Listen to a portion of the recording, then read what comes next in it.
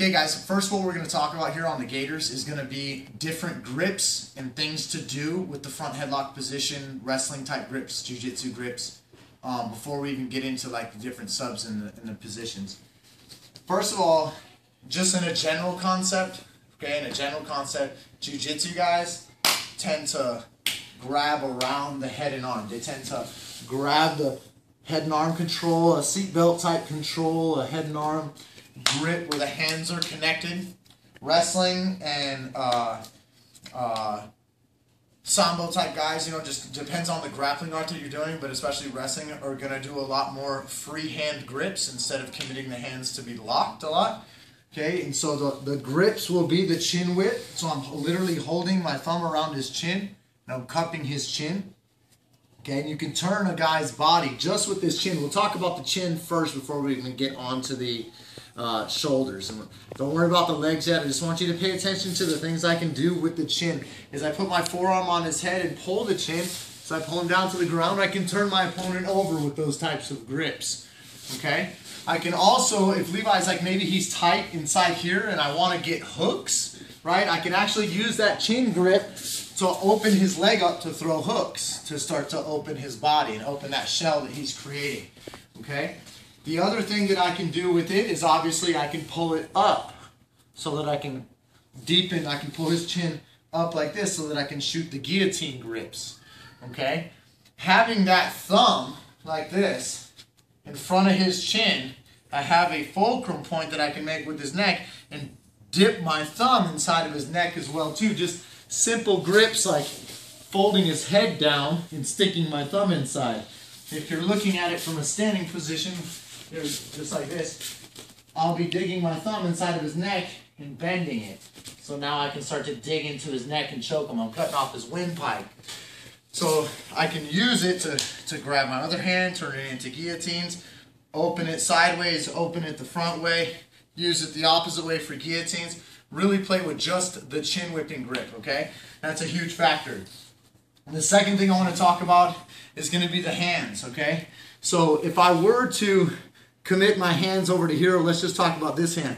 I'm going to usually like to control it at the elbow because I can pull it across better at the elbow. It's higher up towards the shoulder here. It's harder to pull across. I like to pull lower.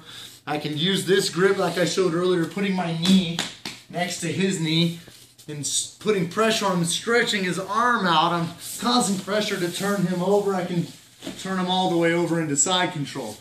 Different variations of that. That's just controlling it, okay? Come over a little bit. That's just controlling this arm and moving it. I can have chin and arm movements. I can do opposite directions, okay? But also, if I continue to drive this arm around the neck and grab the armpit, around the armpit, sorry, and grab his tricep, I can have two hands on this arm if I want. Pulling it across, shooting the grips like this, being able to lock up the grip for the gator, right? So I'm able to move this arm. I can also move this arm back and deepen the guillotine type grips that I have, power guillotines and regular traditional guillotines right here. Right, so I'm able to move these two arms and movements around. Let's turn towards the front over here. I want to talk about the depth. I'm going to put this arm around his neck and I want it to come out his armpit. Same way with the darts, I want to go in his armpit and come out his neck. And it's all relative to where my ear is at. And what I mean by that is, if my ear is close to his shoulder, my arm gets longer, right? Same way to where if my ear gets close to his shoulder here, my arm gets longer out here.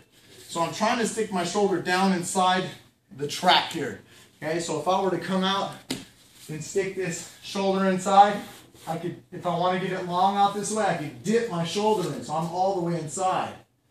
Okay, so you can have that change from being the shoulder on top to the shoulder all the way on the inside. That's another version of the grips that you can do. Okay, so the last one will be with your hands connected. So we've had our hands open, messing with the chin, messing with the arm, depth of our shoulder, but also having the arm connected. When I have the arm connected, turn a little bit like this, I can also still pull his arm across and have his arm connected this way and still slide my hands into different grips.